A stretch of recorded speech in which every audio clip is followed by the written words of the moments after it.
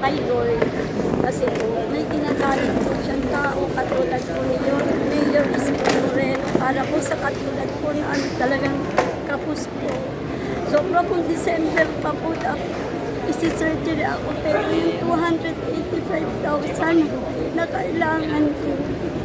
Ano po ako hindi na po ako nakakapagtrabaho sa ngayon. Kaya po, talagang sobrang nagpapasalamat po ako. Sinagot niya po yung 285,000. Sobra pong napakagaling po talaga ng mayor po namin. Hindi po ako nagkamali ng pagpili po sa kanya. Sa totoo lang po, idol ko na po siya. Nasa That's Entertainment pa lang siya. Pero ngayon ko lang po siya nakita. Nakapogi po talaga ng mayor natin. Ma'am, ramdam niyo po yung pagmamahal at malasakit ni Yorme? Opo, sobra po talaga.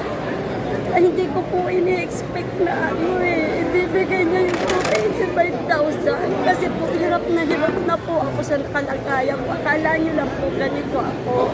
Pero pag sinusumpong po ako ng sakit, halos parang gusto ko na pong kasalanan po sa Diyos. Pero sobrang hirap po pag sinusumpong hanggang dito po ako. Kaso wala pong magawa kasi wala pong trabaho. Bale, ano po yung nilapit nyo kay Yorme? Ano po yung nilapit? Bali, implant po para po sa lalagyan po ng bakal yung libro po. Ayan, mensahe na lang po sa ating mayor. Mensahe na lang po sa kanya.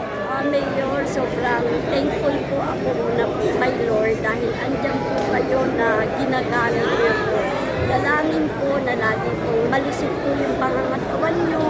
Iingatan po lagi po kayo, hindi po kayo mapapahamak. Mga kaaway po, alam po na iingatan po kayo nila kasi po marami pa po umaasa sa inyo.